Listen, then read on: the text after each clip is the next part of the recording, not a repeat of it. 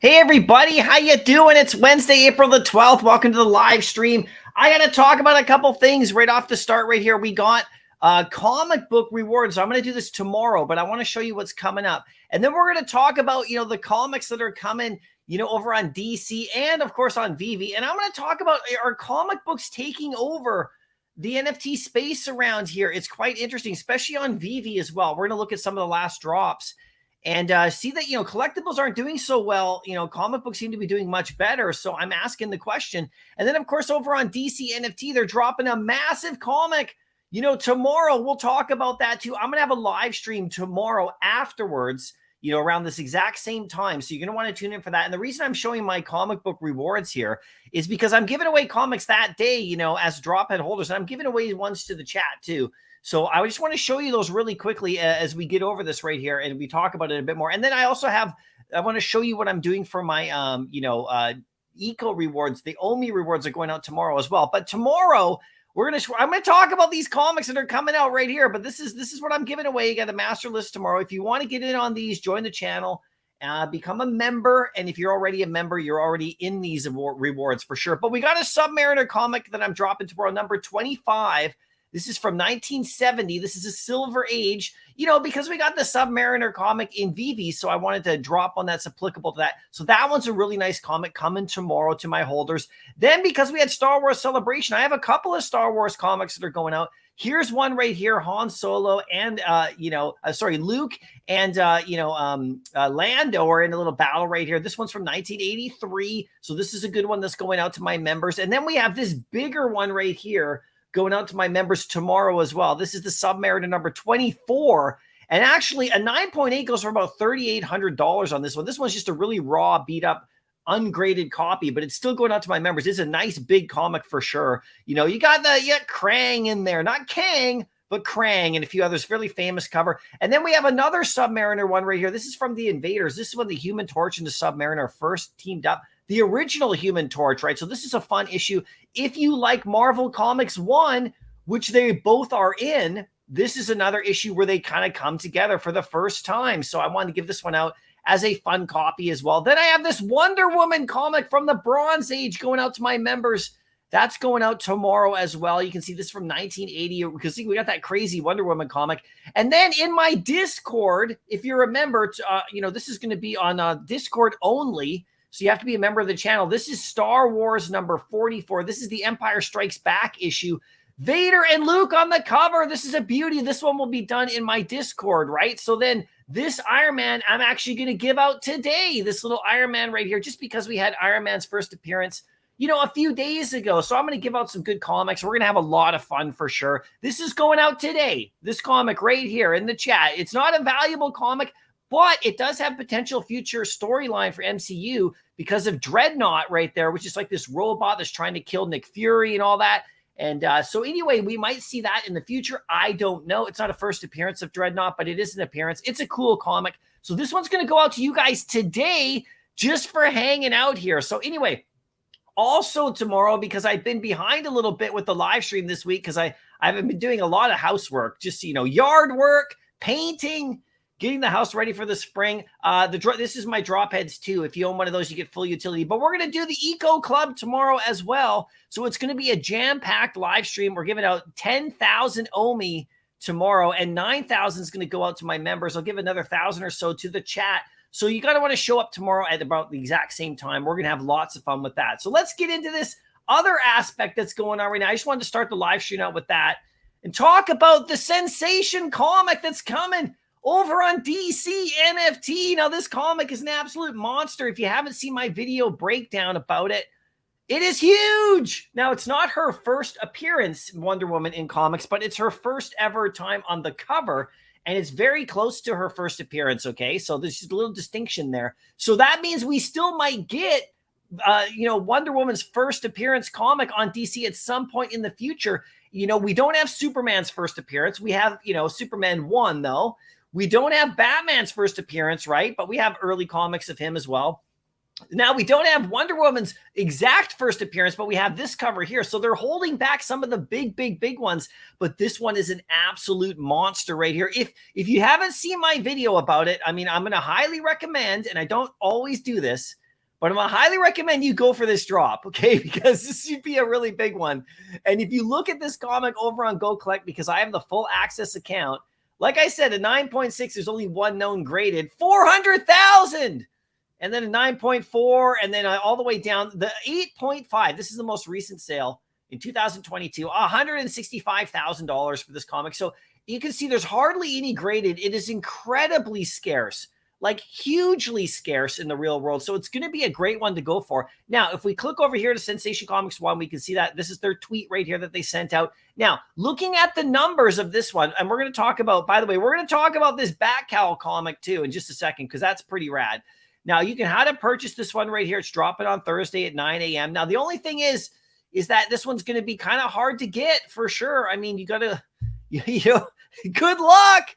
That's all I can say is good luck, because, what are you going to do? I mean, but we'll try. I'll try. I know you'll try as well, and we'll see how we do. I mean, I don't know. I don't know if I'll get one. I'll try in the morning for the early access. I'll try, in the afternoon, and then we'll see how it goes in the market. Hopefully I can land this one, because, it should be a good one. We'll see how it does in the actual market, though. It's going to be actually interesting to see how it does. Now, if we head over to DC, okay, this is nuts as well. You can see the comic is showing up right here. Let's click on it. Let's click buy comic. Okay, you can't get it yet, 19 hours, but here are the covers. And if you look at the cover right here, this is another beater right here. You got to love it. Look, it's completely water damaged and just destroyed and stuff. Looks fantastic, of course. And then, of course, if you can somehow get your hands on the legendary, good. Fantastic, right? But here's the comment right here. Now, we'll see how this comic does. I'm thinking it's going to do big, but you never know, right? You just never know in this day and age how it goes. And will people on DC want this? I mean, it's such a massive one. We'll see what they think, right? Anyway, so going to the marketplace over on DC. Now, I want to look at this comic right here that just came out. Okay, because I actually made a bit of a mistake on this one. I didn't actually go for this one. And I'm kind of kicking myself right now. Okay, where is it right here? This is it right here. I did not actually go and buy this one. And this one's killing it. It's killing it over in the DC marketplace. And, I don't know. I just didn't really have a lot of credits in my account at the time. And I could have went for it, but I was saving. I was like, you know what? I'm going to go for the Wonder Woman instead. And like, look at it. The comments at 75. And it's a beautiful cover, the first appearance of the Bat Cowls, right? Like, and then you got the uncommon sitting at 87, which is nice. You can see the Riddler right there. It looks like the Riddler anyway. And then you got the rare right here looking good at 89. The epics at 240. And then look at the legendary right here. I may have screwed up by not going for this one, because this one looks absolutely incredible. It's absolutely amazing. Look at this. Look at this beauty of a comic right here. Just nuts. And it's going for $1,200. So this goes to show sometimes, like I missed out. I just didn't go for it. I could have. I mean, I'm a Bat Cowl holder. I could have bought one, but not a lot of people did. I don't think this one actually was unlocked very much. So you guys let me know if you went for this one or not. Did you make my mistake? Because I definitely made a mistake on that. But that's okay. Sometimes it happens. Maybe at some point I'll be able to pick one up in the future, but I doubt it, because this one at $1,250. I mean, I'm not spending $1,250 on that. I'd rather buy a couple more Supermans or something like that, even though I think this is absolutely incredible and it's worth $1,250. I'm not saying it isn't. I was just, if I had $1,250, I'd probably buy more Amazing Fantasies or something, just because I'm nuts that way. I'm absolutely psycho that way, right? Anyway, let's go over to Veve, okay, because we got this X-Men comic coming up. I did a video about this one too. This one should be doing all right. It's a Silver Age, so it should sell out 7,500 editions. I think it'll do okay. I think it's going to go into retail on the common and the uncommon, though. I've already said that. I think it's kind of like, less popular than the Phoenix comic that we have. And that one's going under retail, common and uncommon, but I think, over time it'd be great. But I mean, it's a really nice comic. I'm still going for it, because if I hit that legendary, or sorry, the secret rare, that's going to be great. But I wanted to talk about something a little bit different right here today to start off the live stream. Are comic books actually just taking over the space in general? Because if you look at DC right here, I mean, it's pretty much just turned into a comic book app where they're just selling comics every week. I mean, I'm not getting a whole lot of extra stuff with my Bat Cowl. I love my Bat Cowl. They're great, but I'm not getting like physical collectibles with my back cowl anymore, like hardly, right? If you go to my collection right here, it's mostly just comics that I picked up right here. You can see I've got all those. I got my Upper Gotham right there, and I got my map, and I got my cowl, but I sold my Harley Quinn charms, and I sold all that stuff to go after more comics. I got a legacy cowl dropped to me, but it seems like, and this is no criticism at all. It's great. It seems like DC NFT is really just turning into a comic book app, just dropping comics all the time every week. They're giving us this most recent one, like we just discussed right here. We got this one, right, for back cowl holders. We got, the Wonder Woman one coming up, and every week they're just dropping comics. So I'm wondering if DC is going to just continue to become a comic book app only. I mean, DC is mostly about comics, but they have dropped like physical items, as well, and other things too. So we'll see how they develop. And over on Veve, we know that comics do the best right now, specifically on drops. Okay, collectibles have not been doing well on drops on Veve lately, and I'm not exactly sure why. I mean, I'm the kind of person who loves comics. I've always been more interested in the comics. I only have 26 collectibles on this app, and I have well over 400 comics, and mostly Amazing Fantasy is my main one, and then a bunch of other Silver Age stuff, of course. I'll show you my collection again. I always do, right? But the comics do well. Like if you actually click on the comics right here in the store, you can see if you look at the last bunch right here, there's a few that haven't sold out for sure. I mean, this X-Men comic is not here yet, but it's probably, I think this one's going to sell at 7,500 editions, but you can see these two sold out. Even this Vision comic sold out eventually right here. I know this Walt Disney one hasn't sold out yet, but look, Iron Man did. These two are kind of sub-level, but they're close to selling out. These 3 in a row, also the Hulk sold out. All of these sold out. The Darth Maul hasn't quite yet. This one right here, this Silver Age one is on the verge of selling out. There's like 100 left or something. But you can see, generally speaking, they've done quite well, unless you come up with a comic that's had higher editions and not as good. But look, all of these right here. Now, if you go over to the store and you go to the collectibles, now it's a different story. I mean, almost everything isn't selling out lately. And I'm thinking this Veve is really turning into a comic book collecting app primarily. I mean, I know we have amazing collectibles here, but I wonder where all the collectible people are. Where are all the the people who love the 3D collectibles and looking at the FAs? It seems like everybody only puts as much value in the comics as all of this stuff seems to drop in price over time. I mean, look at all these right here. Here's the posters. I just did a video about these posters, by the way. These are awesome. They're absolutely awesome. Look at these. I'm going for this one for sure. This one right here, this rare I love over here. And this helmet one is looking great as well right here. I mean, of course, if I can get the secret rare, awesome. The ultra rare right here is going to be nice, 777 editions. I just did a video about it. Look at Yoda over there. He's cool too. So I'm really liking this one. But look at the last bunch of drops. I wasn't surprised that the Locomotive Time Machine didn't sell out. I mean, the Flying DeLorean still isn't sold out. So it shouldn't come to any surprise to anybody that this one didn't sell out. Okay, because, we still got the DeLorean sitting in there. And that one, in my opinion, is a much better collectible, even though this one is absolutely beautiful.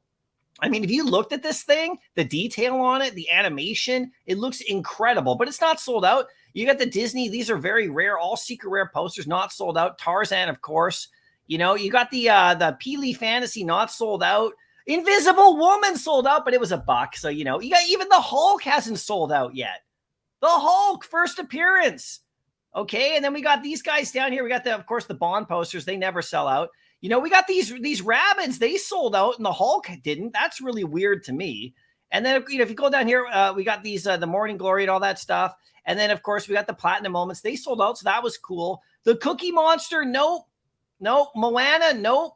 You got this little set, yep. Howard the Duck, maybe like none of these. Look at these. They're all just sitting in the store. And you know what? Is that bad? Now, here's the funny part. Here's the interesting part I want to throw at you. Because when a collectible doesn't sell out in Veve, everybody's arms go up. Veve's dying. Oh, no, there's not enough users. Everybody freaks out when a collectible doesn't sell out. Tarzan, oh my, Hulk, that's it. It's over. The app's crashing. But then if a comic book doesn't sell out, nobody cares. Nobody cares that Uncle Scrooge didn't sell out. Everyone's like, yeah, whatever, it's fine. And they just wait for all the best ones, right? So why do people freak out when the collectibles don't sell out, but they don't freak out when the comics don't sell out? Isn't that a kind of interesting thing that you might have noticed in this app lately? You know, if a collectible doesn't sell out, everyone's like, oh, ah. Anyway, I just thought I'd throw that at you. See what you think. Let me know what you think. But is this app turning like, I mean, the comic books are doing like quite well. You know, they're still selling out a lot of them. You can see there's a few right here. You know, these are like, you know, let's be honest, they're not very good comics, and it's okay if they don't sell out. But look at all these guys. All these sold. You know, I got the X-Men right there. That one's not. And the funny thing about these ones too is that they're all going to get burned, right? And so, like, there's no worry about these at all. Even if they don't sell it, maybe that's the reason. It doesn't matter. They'll just get burned. Now, the other thing is in the store, most of the stuff isn't going to get burned as far as we know. We don't know if Tarzan's going to get burned or these Disney ones are going to get burned. We know that the Hulk is going to get burned, right? If we go to the Hulk right here, okay, there he is sitting right there. You can see there's 1,456 still available in the shop. Those are all going bye-bye at some point. They're going to get burned away. And check it out. There's only going to be 3,000 of them left. So, I mean, there is no worries about, like, you know, owning the Hulk. Quite something anyway. So are we on Veve? Is Veve really turning more into a comic book haven? Because they always seem to do decent. If you go to the market, okay, and we look at the Fantastic Four that just dropped right here, I know this is a really nice comic, but look, $6.99 sitting at $8.77 on the common. Even in this, when everybody's, you know, freaking out saying, oh, Veve's going down, and people are trying to say that. It's really funny they're trying to say that. But if you actually look at the numbers that Veve Fox and a few others, you know, post on Twitter, you know, the gem sales are quite strong, actually. And it's quite interesting to see what's going on. And the comic book sales have been going up. You know, it's really interesting, right? So I'm just throwing it out there. Is this turning into more of a comic book collector app? I mean, look at this right here. $199 for the secret rare. No problem at all, right? And then we go to Tales of Suspense. Obviously, this comic is kicking butt right now, you know, in regards to, like, it's going for 37, you know, and you can still sneak in and get this uncommon right here at 20 and all that kind of stuff. But like the secret rare, look at the secret rare on this one, $9.57. Now, this is a nice comic. I know that Comics and Crypto put this in their top 5 right here. I don't always agree with their list, but I respect the list. And they got it number 4 as in regards to what they think. So that's big. Even this comic here sold out. The Vision of the Scarlet Witch. I know this one's lower edition sizes and all that kind of stuff. Sitting under retail, but still people are still going for it, going for the secret rare. Look at the beautiful secret rare right here at 85. I mean, you know, it's really interesting to me. So we'll see how this plays out, of course, because in the store right here, we got this comic coming up. And then on DC, like I said, you know, you go to their homepage, we got Sensation Comics. I mean, what else is coming? What else is coming? I don't know. And this comic, though, don't sleep. You know, if you're a bat cowl holder, you know, don't sleep like I did, okay? I slept on this one. Where is it right here? I got to go back. I slept on this one. Look at this. And this one just went up. It's $13.75 now. What was I thinking? Oh, my goodness. Come on, Mycollectables. I can make mistakes too, right? I should have went for this one. I didn't. But hey, that's the game we play every day. Now, one of the reasons, okay, so like if you go to my collection right here, now I still have my potion. Okay, I'm not sure what I'm going to do with it. I'm wanting to get the poster, you know, and I'm just waiting. I want to know what you guys are doing with your potions. Like, we're kind of reaching like a couple weeks here. The price has gone down a little bit. I'm wondering what to do about my potion, if I should turn it into that poster, because I really do want that poster. And the poster's worth the Mickey poster, because I have Mickey Mouse right here. Excuse me. I have Mickey Mouse, so I would turn it into the Mickey poster. That's kind of been my plan. I've just been kind of waiting. I don't know if I'm going to do that or not. I'm not sure. I'm still deciding. You guys let me know what you think. But like, these posters over here are great. They're doing all right. But I have 2 Miles Moraleses, okay? So let me just click on my Miles Moraleses. So in the last couple of nights, I've looked at trying to sell one of my Miles Moraleses. And there's a very specific reason. You know, I talked about this in my video before about, you know, I did a video a few days ago or whatever. And I talked about, like, you know, not holding a lot of gems for me. What I can't hold gems in my account. If I do, I will spend them. Okay, I will spend them in 2 seconds. In this current market, with some of the stuff that's in the app right now that I want, you know, if I have 500 gems in here, I won't be able to hold on to them long, even though I want to. So I decided I picked up, I did this like a month or two ago. I picked up a second Miles Morales, you know, hoodie just to keep, you know, like to have one. One of them I'm keeping forever. And I picked up a 3-digit, actually. It's not bad right here, a 3-digit 907. And I have this 1345 mint. I've had that one for a long time. And so so basically I have gems here. And I was like, if I see something that I want that's big, like a bigger grail that's coming along, then I will look to sell one of these, right? And I'll keep the other one because I have to have one forever, but I got one to sell. So if you see me list this one last night or the night before, there's a very specific reason, because if you know me and you follow this channel, when something like this happens, okay, and let's go here, I'll show you. And I don't have the money to put in. I don't have the physical money to put in right now. It's tax season. I got to be a little bit more, you know, careful with my wallet. But if you see something like this, it's killing me. Look at this. It's right in my wheelhouse. Amazing Fantasy Uncommon is under 220. There was one at 214. And if I sold that Miles, I could buy 2 of these, right? Because I have, like, you know, I could work it. I could buy 2 more. 217, 220. This is what I wait for, but I don't have the gems. So I don't have Miles listed right now, but last night I tried to sell them because I wanted to get the 2 that were at 214 and 217. But I didn't get a chance to do that. So, because nobody's buying the Miles at the moment, right? Yeah, I put it at a competitive price and no one's buying it yet. So, you know, but these comics right here, I mean, this is what I do, man. This is my thing. It's sitting at 217. I want to buy these and I can't. You know, I don't want to put more money into the app right now yet either, because like I said, it's tax season. I got to be a bit careful. And I mean, unless something really crazy come, I already have 26 of these. So it's not like it's a cent, but I love that this is the price range I look for, is around here. If you go to my collection right here, I like that. I'm very open about what I do here on the channel, guys, just so you know. You can just follow if you want to come see what I do, watch my videos, like my live streams. Here's all my amazing fantasies. So I want to add more. These 3 empty spots are bothering me. I want to add some, and they're at the price I want, but so I'm at this position where I have Miles here, which I absolutely adore. Of course, Miles is like the best. And I was, looking at trying to sell one of those so I could buy a couple more amazing fantasies. But I think I'm going to just let it go at the moment. Now, if they do drop further in the market, not Miles, but those amazing fantasies, I might have to do something, okay? Because I just cannot let that happen. I just can't sit back and watch that go down. If it goes under 200, then I'm definitely going to have to make some moves. Here's a 346 on the common right here. I have 6 of these, 5 of these. So this price is actually really nice too to get into. But I could get a couple more uncommons. I'm banking on, I'm banking on that one a little bit more. I have the rare right here, of course, sitting at 345, same as the common, right? I have it ultra rare now, so I'm pretty happy. There's one at $19.99. Look at, by the way, look at this seller here. No collectibles, no sets, 1 comic. Who is this guy? It's all right.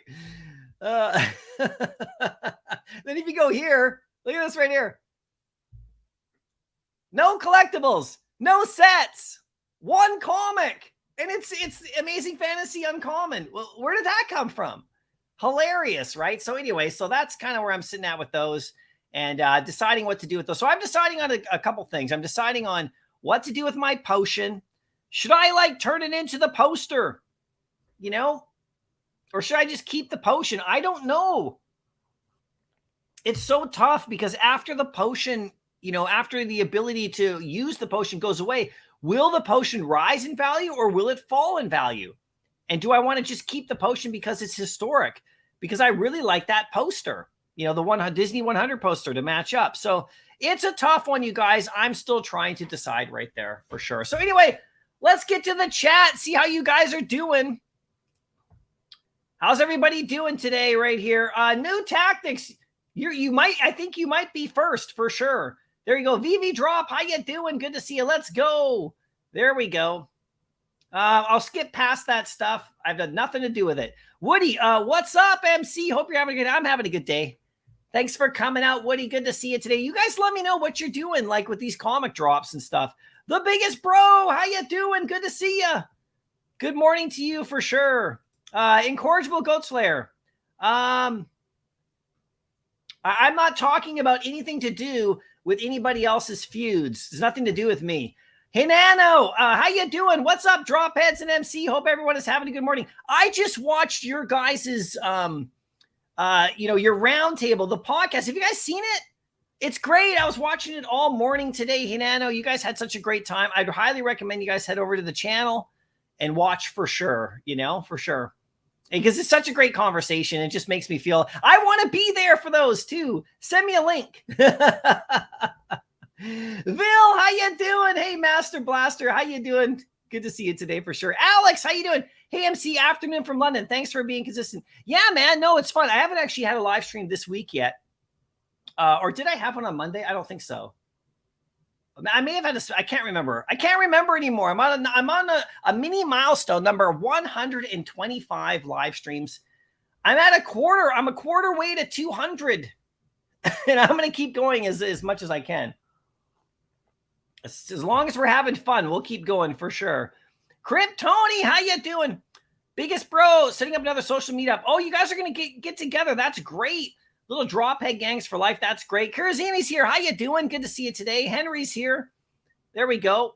DC is dropping fire. Yeah, man. Like those two drops they just did. Like this right here. Okay, so this one right here, Sensation Comics. I mean, there we go. It's a doozy. It's an absolute doozy. Okay, but you win some, you lose some. And like, I missed out on this one. Oh, did anybody land this one? Did anybody get this one in the chat? Let me know for sure. Jeremy, how you doing? Good to see you today. Good morning from New Zealand. How you doing? All the way from New Zealand. I'm glad you're here. I need some positivity. I just looked at my vault value. Oh, oh, Bob Sales, how you doing? I was watching. Oh, you didn't see I was live. Yeah, well, I'm live right here. Bones, hi, MC. The Batcal exclusive Detective Comics from yesterday is doing well. Yeah, it's crazy. I got an uncommon 51. Happy with that. Also, you have the physical. That's crazy. That's awesome, man, for sure. Congrats right there. The first, Quimbo, you landed a legendary. Nicely done. Congratulations. That's awesome. Look at that comic. It's great. OG Vault's in the house. How you doing, OG Vault?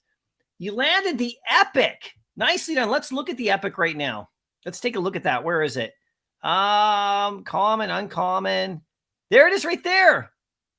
That's nice. Who is that, by the way, that girl right there?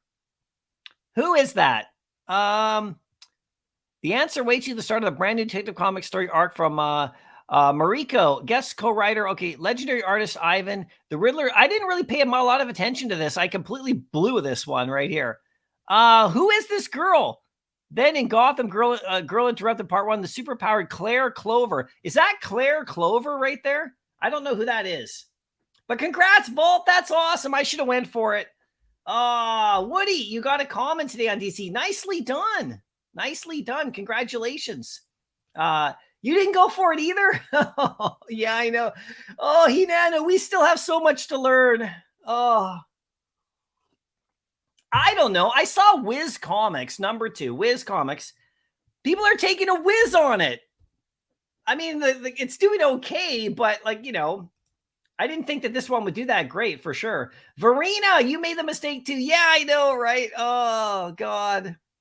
I didn't go for Mad Comic either. I was looking at going for, I liked it, but I was like, no, it's not going to do well. And it hasn't, But the legendary, I mean, look at this comic right here. It's just so great. I mean, can we get so is this one, is this one just on DC, this cover?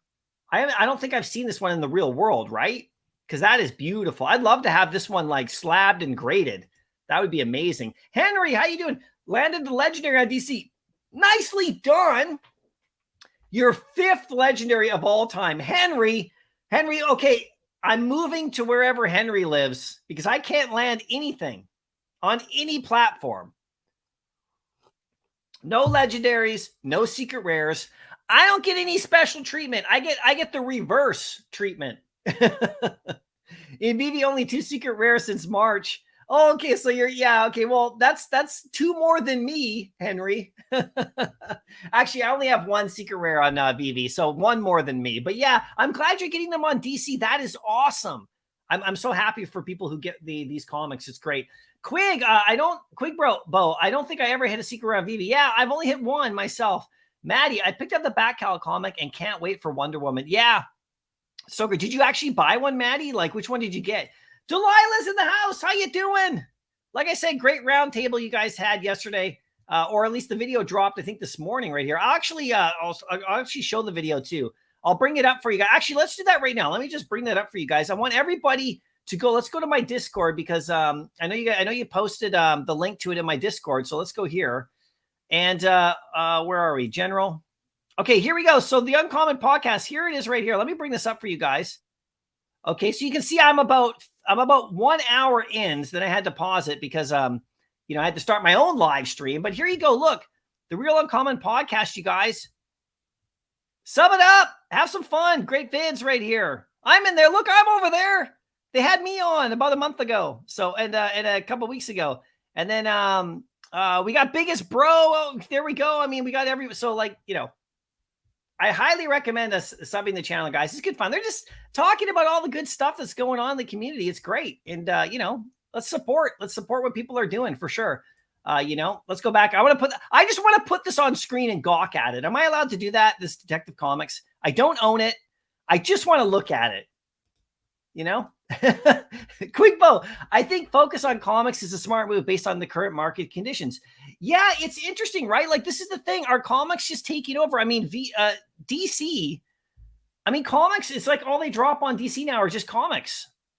Remember when there were no comics on DC at all and Superman 1 came out? Now it's like comics all the time. I mean, not every single day. Veve has a much, much more robust drop schedule, even for comics, right? But Veve's got all the collectibles as well, but DC, are they going to do collectibles over there? Because they do some beautiful ones. Look, if we go to the marketplace on DC, okay, and let's just go, let's just scroll down here. It's going to be all comics.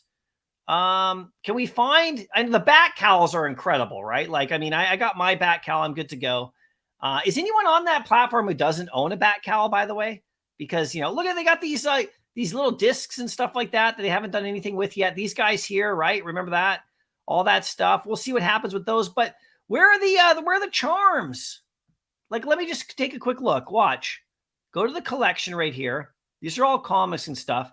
Let's go to the, where are they? This is so hard to find. Ugh. You got, like, this is just, I love the platform, you guys. Here we go. The Boxes of Mayhem.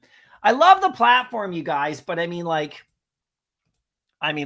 get the searches a bit, but look at these right here. These look absolutely fantastic. Look at the quality on that. I want more of this on DC.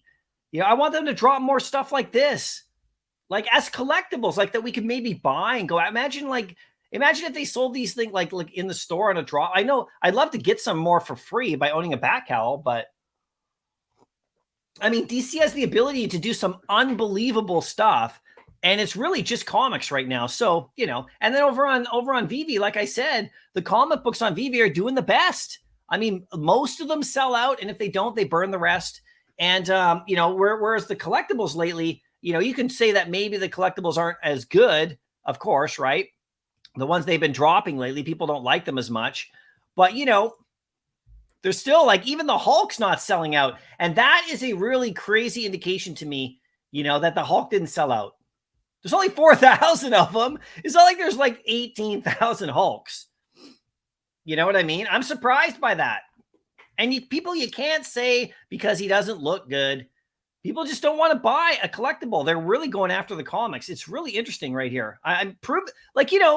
Somebody proved me wrong. It's turning into a comic book app. All the collectibles are going down in value. Most of them, slowly but surely. Whereas the secret rares, like, look, go over here. Like, just for a good example, check it out. Go to my comics right here. Okay. Secret rares. I'll break this down a bit more. Look at this comic, $14.59. Is this one going down in value? No, it's been going up. You know what I'm saying? Like, this is just one comic, okay? It's not like across the board. But if you go to like Twitter right here, and let's go to like who do we got right here? Let's go to Veve Fox, okay? Where is she? I don't know if it'll show up. She's got a different name than. Oh wait. What's it right there? Where is it? She tweeted out. There she is, Rootless Girl. Okay, yeah. Sorry, Veve Fox. If you're watching, I'm not sure if you're watching, but if you are, so here's some nice. Here's right here. Check it out right here. Market Pulse. Active wallets up 33%. Trades down 5%. Buyers 2.5%.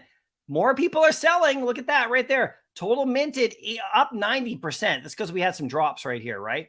Merged accounts 161. Tokens transferred right there as well. And now we got Omi Daily Burn. Omi Daily Burn right here. Let's click on this. I love this. This guy right here is doing such great work, you guys. Down right here. Where is it right here? There was information about comics that were going up. He tweeted it out. The comics were up in more. I have to find a better spot for this. He's doing the posters right here. This is drop stuff. There was a tweet that went out that showed that comic books are higher, are actually selling more. Was it on Omi Daily Burner? Was another place. Comic books are selling more, in the aftermarket, okay, than anything else. So anyway, I'll find that info for you again. I'll tweet it back out when I find it. But anyway, there's that, right? So you got this stuff over here. I don't know. I'm just saying. Henry, hitting a secret round Veve is like getting the golden ticket for the chocolate factory.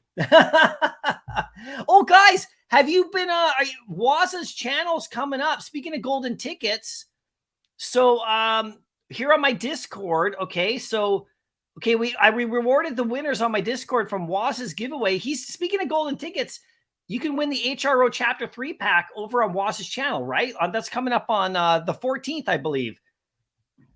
So if so anyway, 10 people that Waza gave these, HRO gave him packs to give away.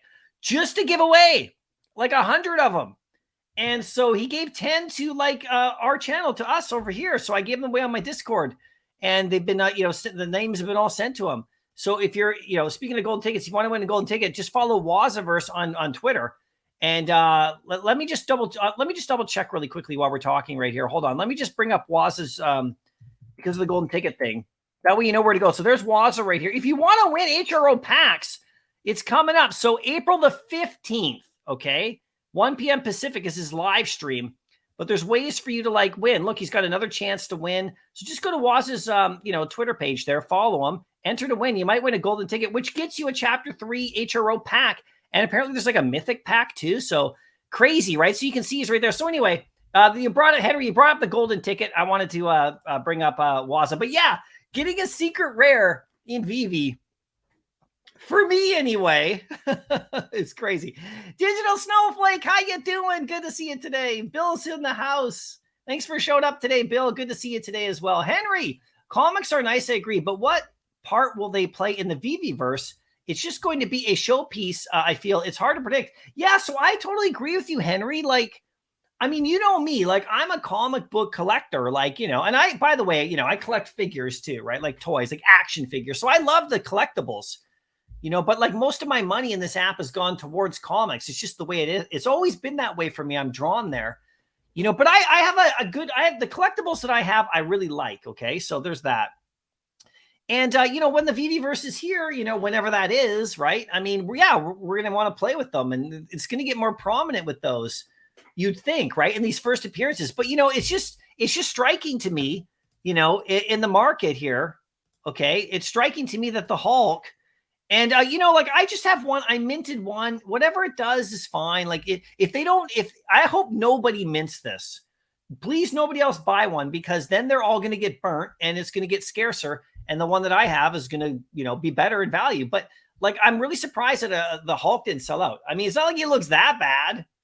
Okay. In my opinion, I think he looks fantastic. I love the animation. So, but it just goes to show, if this was Hulk's first appearance comic book, this would sell out in under a second.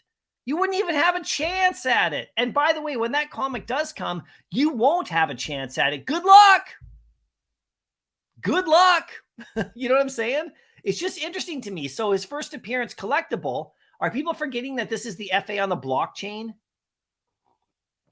For a collectible, his FA, you know, do the current users we have not respect the collectible FAs anymore as much? Because he seemed to be selling them and not buying them in the store. It's interesting to me. I'm just bringing it up. You guys tell me, am I wrong? I think it's turning into a comic book dominated app. And I think DC is the same way. Comic books. And because they're dropping fire, though. Look at this. That's the other thing, too. Okay, so let's put it in perspective. It is true. DC's dropping incredible comics, okay? And so is Veve, right? I mean, they're dropping great comics, right? I mean, just look at look at Iron Man, and then look at these two. Just these two alone are great comics. And then they drop some fun ones in the middle here. And like this one right here, the Scarlet Witch, you know, that it's kind of hilarious, right? You know, like I love the cover of this one. The Scarlet Witch gives birth at last. The moment you've been waiting for. I've got kids. I witnessed their births. I was there, but I'm not waiting for a comic book illustrated about that.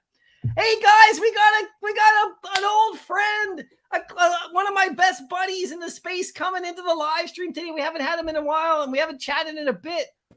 It's Rob Stuff. What's up, man? How you doing? Sorry, man. I got too excited there. Well, I appreciate it. Yeah, I saw that you had invited me on, and I had a meeting, and I was like, man, I hope he's still on whenever I get off, because I've been missing you, man. How you been? I've been good, man. How you been? I'm doing well. Can't complain at all. What's going on? What you guys talking about? Yeah, I've seen your videos lately. The eBay stuff, man, is super interesting. Just crazy. You know, yeah. I have an eBay story for you, by the way, from a couple of days ago. Good God. Do you? Yeah, I've got quite a few eBay stories myself, and I'm going to start sharing them on the channel and stuff like that. You know, it's just I've had several people in the community asking me recently about reselling and how I do what I do. So I figure, why not just put it out there so people can see it and see what happens. Yeah, it's a great resource, man, with all the knowledge you have behind it. It's true. Like, and eBay is still a big place. I mean, would you want to hear about my little experience? Of course. Okay. I don't want to hijack the whole conversation, though. But no, yeah. I was just goofing off about comics. I'll ask you too, right, about what you think. I don't know if you were listening just before, but just what Veve and DC really turning into, like, in my opinion, like comic book collecting apps. Yeah. Whereas the collectibles on Veve seem to be kind of just slowly going down over at this current moment. And then someone brought up a good comment about the Veveverse having going to have an impact on that, because, you know, your comics, they're not going to be on display in your Veveverse like necessarily, right? And then DC is dropping like just comics mostly. Like, we have our back cowl, but I'm not getting any collectibles there anymore. I don't remember the last time I got a 3D collectible, and they do amazing stuff. Yeah. So anyway, it's interesting, right? So, oh, by the way, Kobe Collects just gifted out some memberships. Sorry, Rob. I just gotta bring it up. Man. That's awesome. Cool. Yeah, Kobe just got it out right here. Here we go. Eddie Nano, thanks for the super chat. Thank you so much right there. You're heading to work. And I don't know if you saw his video, but you know, the podcast that they do, though, it's a great conversation with all the guys right there. But thanks so much. If anyone grabs that membership from Kobe, just hit me up in a DM. And holy smokes, you guys. I'm sorry, Rob. No, it's all good, man. One of my all-time friends from high school, one of my hometown buddies, is in the chat. Sean Morgan, how you doing, Sean? He's over in Korea. One of my lifelong, like, real life friends. Sean, how you doing? Thanks for coming to the live stream, man. Good to see you. We'll definitely hook up and chat, you know, off camera here, off stream. And hope you're doing, man. How you doing? Good. Anyway, that's cool. I haven't seen Sean come to my live stream in a long time. So I was going to tell you my eBay story. Yeah, let's hear it. I want to hear it. Okay, so and you know, I love eBay. Believe I've been selling on eBay since I think 09 or something like that, or 010. And So I sold a Star Wars Stormtrooper, still Mhm. sealed in the package, like for about $1,000, like a couple weeks ago, right? Like a week or two ago. And it's in rough shape. It's not like a great one, but good pictures, good description, all that. And I sent it off to the buyer, who's got really good feedback.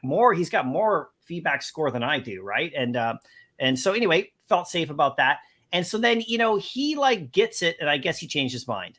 And you know how eBay works, right? You can't just say I changed my mind, because then eBay won't honor your return. Then the return is up to me. So he's got to like dog it a bit. He's got to like say, oh, there's something wrong with it and blah, blah, blah. So he sends this, he opens up a return thing, sends like this thing through where he goes, oh, it's, it's damaged. It's not like what I thought it was, and blah, blah, blah. And I want my money back and all that. And I'm like, oh, great. Here we go.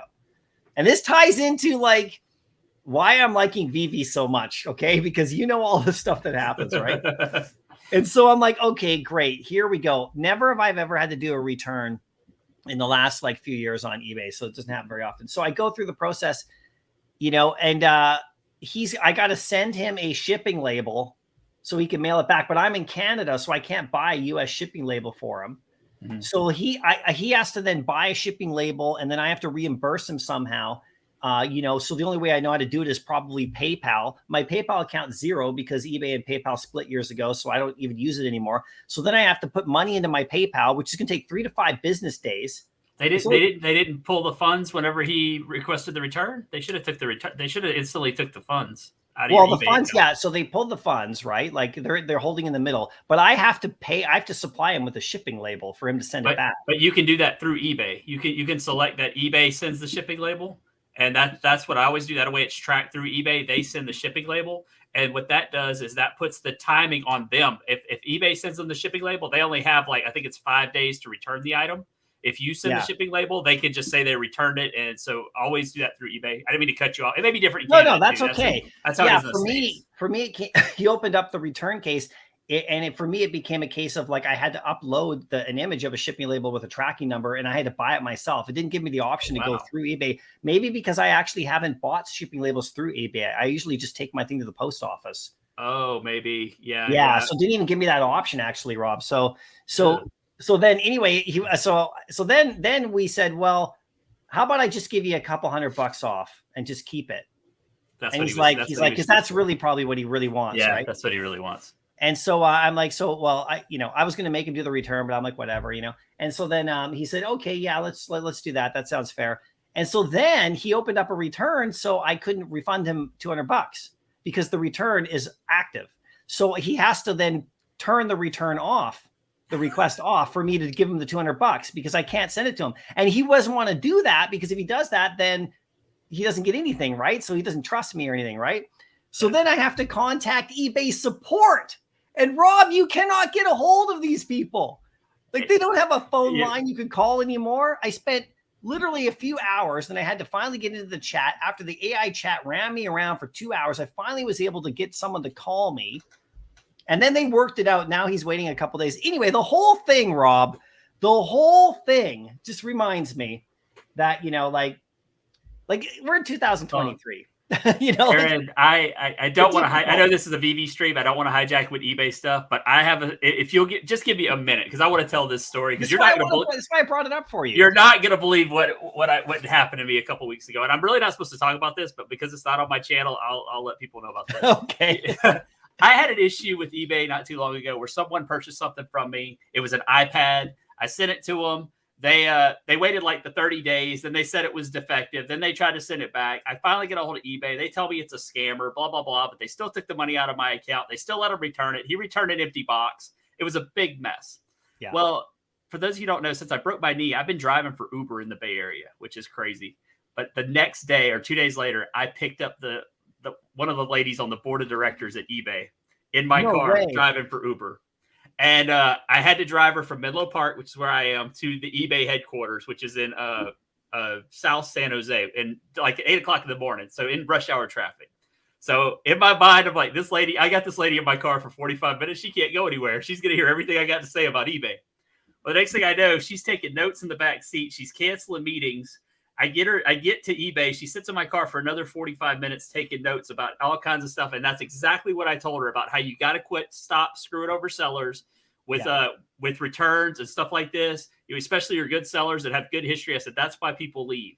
And I have been putting a proposal together for her for the last couple of weeks. That's why I've been completely off everything. Nice.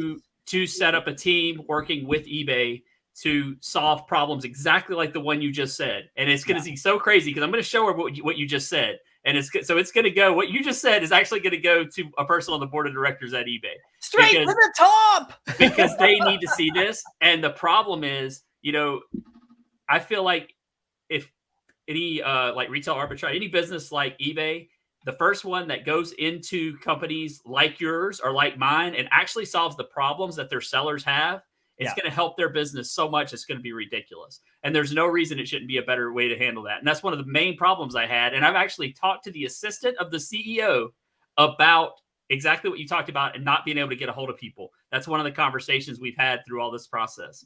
So that's another reason I started doing a bunch of eBay stuff on my channel.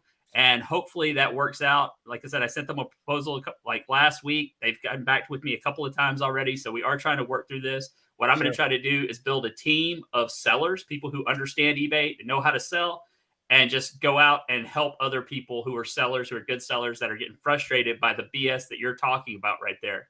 So it is so cool that you told that story right now. It's very ironic, especially with what my life has been, because the last month has been nothing but this, me trying to get this going, because it's ridiculous, especially whenever, like the iPad that I sold, it was like $300. And what they do is first they give the guy 30 days. And what he did, he took the whole 30 days. Then he sent back an empty box. Well, they pulled my money out as soon as he put that return in. He waited another however long and it's aggravating. And what they don't understand as a big business is when you're a small business and you're trying to move all this stuff, it's not worth the hassle and the headache to sell other stuff after this happens to you. So it's cool that you said that, man. And I will. And if you ever do need to get a hold of eBay again, I have her phone number in my pocket. So if you ever have an issue like that again, you call me directly, and we will get it to the right person and get it fixed. To the top. That's incredible. No, it's funny because I haven't had too many issues. Like generally speaking, like things on eBay for me usually go pretty smoothly. I list things pretty well. I give good descriptions. I send stuff with tracking. I protect it. And I usually, if I see a really suspect buyer for me, I just cancel. I don't send it to them because it's, like if they have really low feedback or some sort of weirdness about it. I haven't had that happen, but you get these situations where like when it does happen, it becomes a real nightmare. Yeah. And I spent like half the day yesterday just trying to get a hold of someone at eBay, because I couldn't process what we were trying to do unless and as soon as I got somebody, because I went through the live chat, and when you go through the automated live chat, unless you ask the right question or something, it just keeps throwing you back. It thought I was the buyer. Like I just could not get it to realize that I'm the seller. So eventually I was able to, I said like something like speak to an agent or something. And then I finally and then they called me within 2 minutes, man. Yeah. And she was great on the phone, handled it, boom, done. So if there was access to that, like a little bit quicker, then these problems would go away, because sometimes there's issues. But yeah, man, we'll chat more about that. For sure. I could talk about it for days, and I don't want to hijack your stream. No, but it's okay. That's why I wanted to bring it up, because you were, and actually the reason too, is because I just had that experience, and you're making those eBay videos, and so you're the guy I wanted to tell you about this, right? That's great, man. We've been buying and selling on there for years, right? I mean, you way more than me, right? Yeah. Like my history of eBay selling is ballooned up heavily in certain years and then really shrunk down to almost nothing in other years, depending on what when I was owning my store for 5 years, I didn't sell on eBay that much because I had a store. But, since then I've actually only been selling higher end items on there. But previously I would sell just tons and tons of stuff, so it's all good. 2016, I closed down my last retail store in a mall, and that's when everything pretty much went straight eBay. And then 2018 is when I got really big into Amazon. I want to teach people eBay because it's easier, it's more forgiving than Amazon. Amazon can be a beast, but it can also be a way to really, multiply your earnings. So we'll get into that later on the channel. But yeah, if anybody ever has any trouble with eBay, please let me know. I mean, I know how to deal. Even if I wouldn't have known, had her phone number, I would have still been able to tell you how to bypass all the BS you had to go through to talk to somebody. I could have gave you that phone number. I could have helped you out quite a bit. So you're the man. We should put you on staff. That's what I'm working on. That's what I'm working on. I'm not sure how it's going to work out yet, but we are They keep calling me back. So as long as they keep calling me back, I think there's a chance. We'll see. Well, like, so let's switch gears into then the digital space, because, selling and buying on the physical space is something that, like the back of your hand and all the stuff you're talking about. And I know quite well. And then you switch over to what's going on over on, like, say, Veve and like with the collectibles and stuff, and like even McFarlane and all this stuff. Like, we've talked about this. I haven't talked to you in a bit. Like, how do you feel the space is developing right now? Because there's a lot of people, who are like, up in arms about stuff on Veve right now. And I noticed that people are mostly going towards comics a lot more, on the platforms.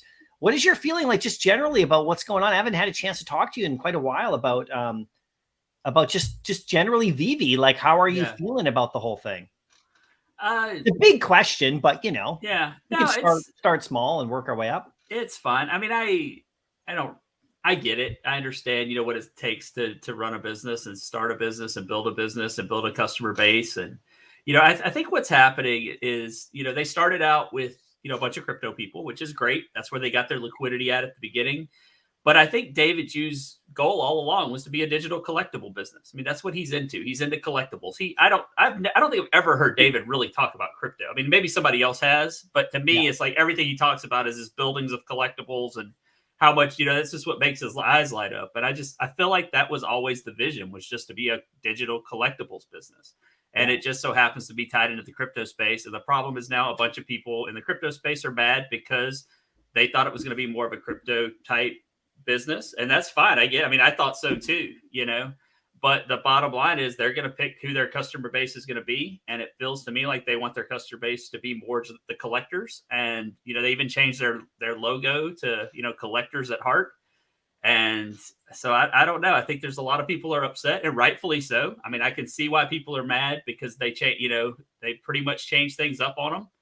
But they're going to find their customer base just like anything else in the world. And, maybe those people aren't the customer base they're looking for anymore. And I hate to say that because it sounds like I'm being a jerk, but I just don't want people to. No, it's just reality. You just just looking at it, right? I know whenever, every business I've ever owned or every startup I've ever been part of, you always have a group of people that love what you do. You have a group of people that hate what you do. It's just the way it is. You're only going to get a certain percentage of people to agree with what you're doing. And I just hope they stick with their vision and just keep doing what they're doing. And it turns into what their vision is, because they've had this vision for way longer than all of us. So yeah, for sure. Now, I remember you messaged me after I invited you to a previous live stream. You said, "Good thing I didn't come on." Because you would have said a few things. What were those things? Man, I don't want to. I know how you, like, Rob. I know you from when we used to talk about this all the time. And one thing I always like would hear you say is, when people start telling other people how to run their business, you seem to really kind of get like a little bit like, okay, like just stop doing that, like that kind of thing. Like, it drives me nuts. Start telling other people, like, and whether they're right or wrong with like what they think, like, that's not the question. Like, if someone says to Veve they should be doing this, it doesn't mean that they're wrong. But you always see why. So what do you how do you, what gets you to that point? Like, why do you feel that way? Right. Yeah, I'm not trying to put you on the spot, but I get what you're saying, and you know what I'm saying because you've been there. You're just putting it on me. People need to sometimes hear these kind of things, and if you don't mind, it's anybody who's ever, the way you start out with a business is, you're laying in bed with an idea that keeps you up all night. That's what it is, and you sit there and you plan and you think and you hope and it's the same thing that happened with your collectibles business. I don't know that for sure, but I'd almost put money on it. That's how it was. You were like, I can do this. I know I can do this. I know how I want to do this. I know what it's going to be. Okay. Then you finally, you put in the effort, you put in the money, you put in the time, you put in all the stuff to even get it off the ground. Okay. I've never done it on a level like Veve. I've never had to sit in a negotiation with Disney, and neither have a lot of other people. So nobody knows what that's like. Nobody knows, the stress. Nobody knows the travel. I mean, you're going from New Zealand to America, however many times they had to do it.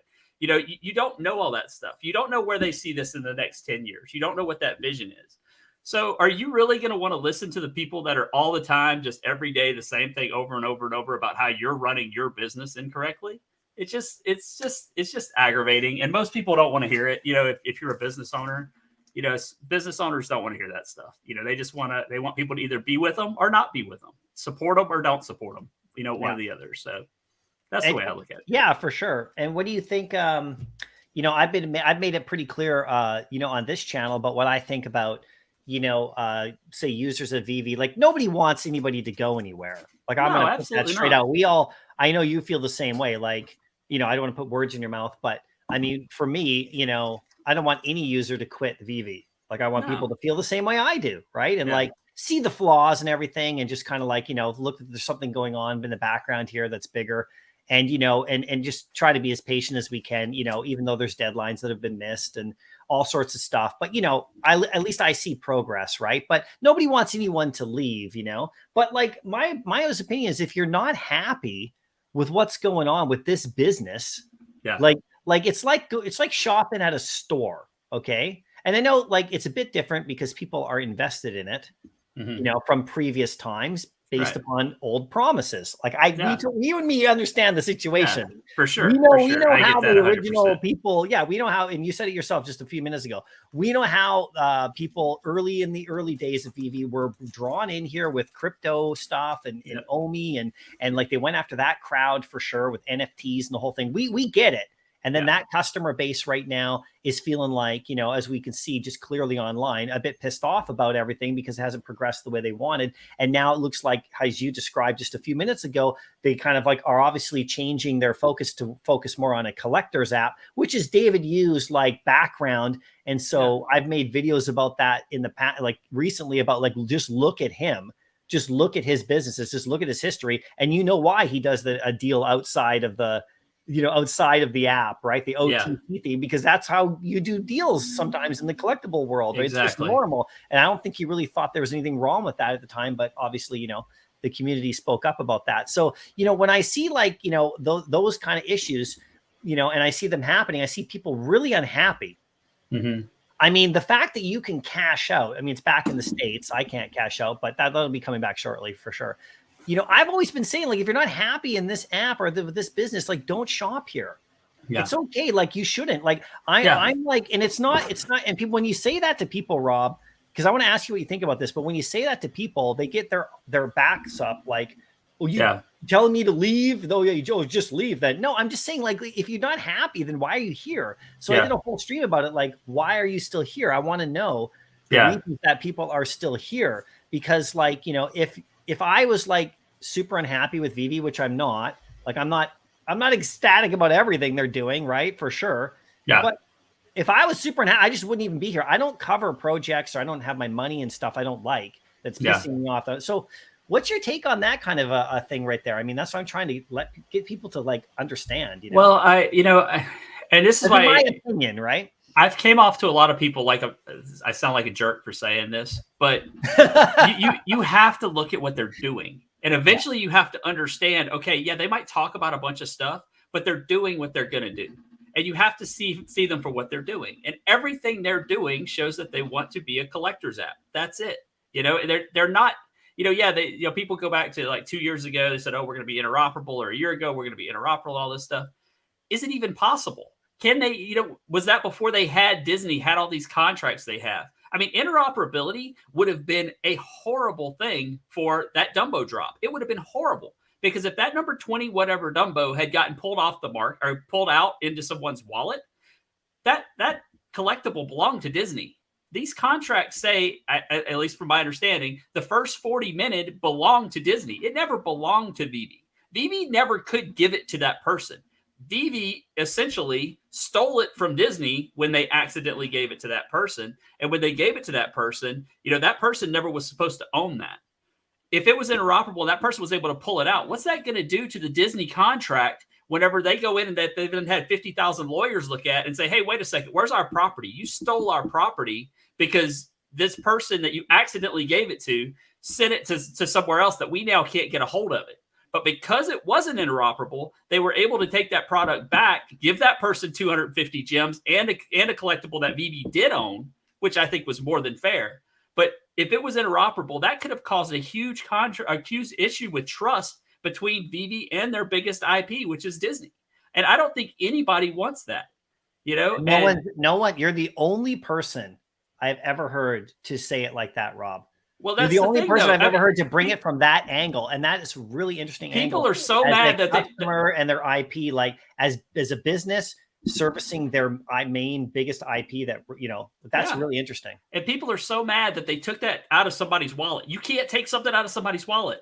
But here's the thing: they're not mad that they took it out of Disney's wallet. That was Disney's first. That was in a contract that was signed by a billion lawyers, supposed to be Disney's collectible, but it was taken from Disney. Then it was given to the second person in the second wallet. So the owner of the product was Disney.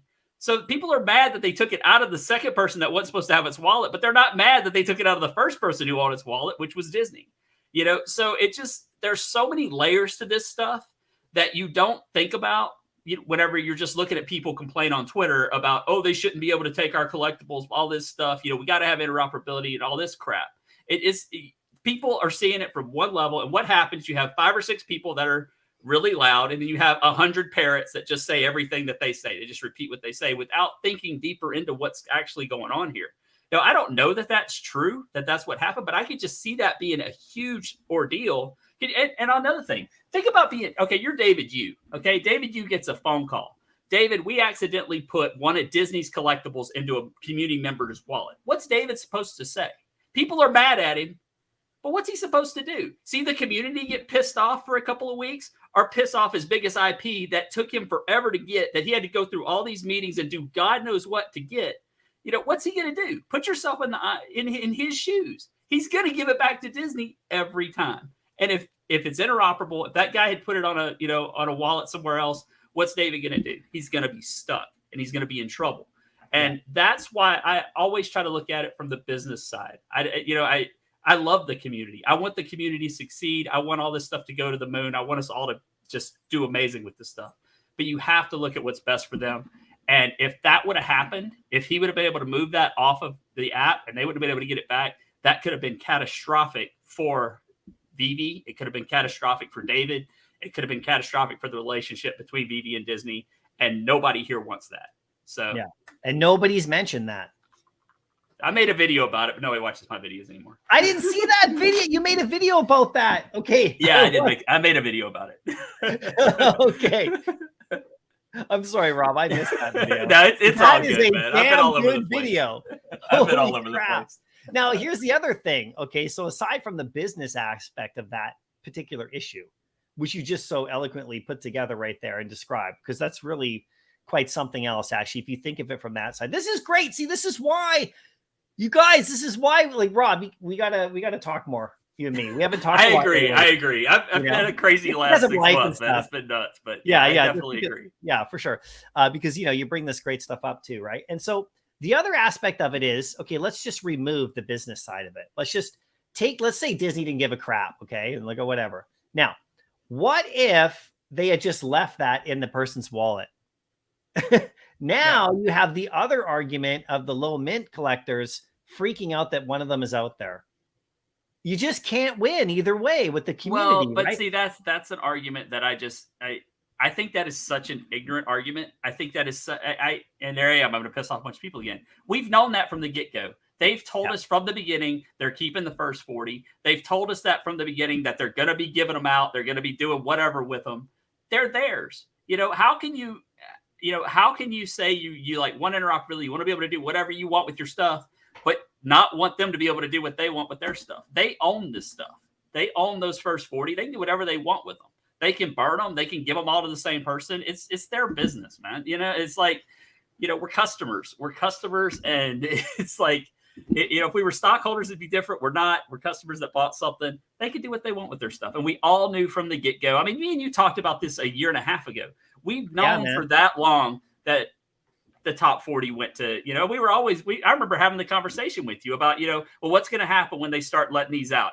How's that going to affect the people at the top? And so we knew it was coming. Everybody knew it was coming, but you just have people going to blow everything up and get mad about stuff. And I do feel bad for people who listen to nothing but people who said, oh, the first 40 will never see the light of day. And I know Alex said that, he did say that, but if everything else you read about it, they had to go somewhere. And the only way they're not interoperable. The only way you could get rid of them ever is to sell them on the market. So how did you figure they were never going to see the light of day? What are they going to do with these things? how do they have any value if they never can make it to the market? It just makes no sense whatsoever. So I think everybody who's rational knew that they were going to, the first 40 were going to eventually pop up, and we're starting to see it. And it's nothing new. This is just holding them back pretty good though. Like it's not like we've seen much. I mean, they've awarded a couple. That big deal behind the scenes didn't really have any of those sub 40s, right? It had lower mint comics, a few of them, but I don't think it had any sub 40. So I still think that they're actually holding them back quite well. One escapes or whatever because of an error, and they took it back. And, in my opinion, like, it's just like you described, I never thought about the business side of it from the aspect of like making sure that Disney or whatever was like, okay, because that they had to take it back because it actually belongs to them and it should be sent to them instead of like just a regular person, and then the regular person had an account open for like 2 months or something like that. And that doesn't discount anything, but that person sure went to town looking for a little bit of extra, because, but whatever, that's okay. Whatever, but the thing is like, they brought it back. They pulled it back to make sure that it's not out there like they were talking about. So that should make people in the app who are low mint collectors who are worried about that kind of thing feel a little bit good that, they're literally going to take it back if it's something like if something screws up, but it's still hit the market, which is, and then, but you still have to understand though, that it went back into I'm assuming back into Disney's wallet, and Disney has the ability to get rid of that at any time. And we saw it with Marvel, and that's Disney. They've already given away, those Action Comics ones that we saw them give away online, those low mints there. So it's coming. It's just going to be a matter of time before they end up, giving all these away or flushing them out to people. So, they can be on the market at any time, and we have no control over that. And we shouldn't think we do. We know they're there. These are limited, but we know there's 40 of them out there of every collectible that can hit the market anytime. And if you only, buy things with that in mind, you're never going to be disappointed. Always know that they're there. Well, the other thing too, Rob, is that we are the ones who are assigning them extra value. Oh yeah, for sure. The community. Yeah, for sure. He's not telling us that number 41 is worth more than number 75. Exactly. We're telling that, although they do withhold it, so it makes it more scarce. And they say the lowest public mint available is, so they do play it up a little bit because they know that the community does love that. But, we're the ones who are actually buying it in the store and putting it in the market for whatever we want. I was saying this the other day, like we are in full, like people always kind of put like control of things that, like you talked about the stuff we can't control. And that's one of the things we can't control. But what we can control is pretty much everything in the market because it's us. Yeah. It's us. It's not Veve putting like the stuff for sale, going like under retail. Let me ask you something as someone who's been in the collectibles business as long as I have or longer. As you don't know, Aaron and me are old. We've been doing this a long time. Tell me one collectible business that cares about the secondary market. Name one. Geez. I mean, you could argue that eBay is basically a secondary market platform, but they're just the conduit. They're just the platform. Exactly. They're not selling or buying anything. Marvel doesn't care. Yeah. Funko doesn't care. No collectible business I've ever been involved with gives a shit about the secondary market. They sell their product for retail price, and then the customer base, us, we decide if that Funko Pop's going to stay at $8 where it was sold at, or if it's going to jump up to $200. The scarcity of it, and we decide that. It makes no sense to me when people think that Veve would even care what the secondary market is. That's not their business. Their business is to put the product out there, and then our business is to decide what the secondary market's going to sell for. So it makes no sense to me. I've never dealt with a company ever that cared about the secondary market. They don't care. They want to sell for retail. That's what they're there for. Now, Veve does have an interest in the secondary market because they have that 2.5% fee. So there's no doubt about that. Sure. But if you're just from David Yu's mindset, somebody building a collectibles business, which he's doing, that mindset has never included, trying to make sure a secondary market succeeds ever, so why would it include that now? I don't know. Yeah, it's interesting. That's an interesting point for sure. Now, let me ask you this, Rob, how much time you got, by the way? I was supposed to go, but I just got a text that I'm good. So you got me as long as we don't run everybody out of here with my ranting. Oh, no, we're good, man. I think people want to hear it, whether they agree or not. It's all great. And, everybody's got their chance to share their opinion for sure, right? I mean, this is what it's about. And, we all have our thoughts about it. Yours is coming from your experience and background. And it's really great. It's really great for people to hear it, right? For sure. So I want to ask you, though, about, because we haven't had a chance to talk about this at all, is about, it's almost tiring to even say the word. But the interoperability issues that people are freaking out about right now on, on Veve, for me, I almost can't even say the word because it's just so like, okay, whatever at this moment, right? And the way I feel about it. Now, I'm going to give you my thought about what I said in one of my live streams earlier about true ownership. And this is coming from someone who buys and sells outside the app, like physical toys and collectibles like you do and having businesses. My feeling about true ownership is if you can sell the damn thing. Right? Because if I own something, no matter what it is, this is how I feel. I want to ask you how you feel, right? If I own something, whether it's a Funko Pop or a Veve item or whatever, and I can turn that into cash, this is just someone who sells stuff like as a business, then, for me, that's like the ultimate like base level of ownership. I can just sell it for cash. I own the cash. I can do whatever I want with the cash. I can put the cash anywhere I want. Now in Veve, you're forced to sell here. Okay. And you can still cash out your gems to cash, right? But you have to use the Veve marketplace. You can't move your stuff off app. And for me, I don't care about that. That's fine. Because as long as I have that base level where I can liquefy something and turn it into actual money and take that money and go to do whatever I want with that money, take it to another platform or buy something on the open sea that I can then have a better choice of flipping it all around and selling it wherever I want or whatever, or putting it in a wallet somewhere. It doesn't bother me. I don't mind. I actually like Veve being simple like that. I like it all here. I want everybody to sell here and buy here.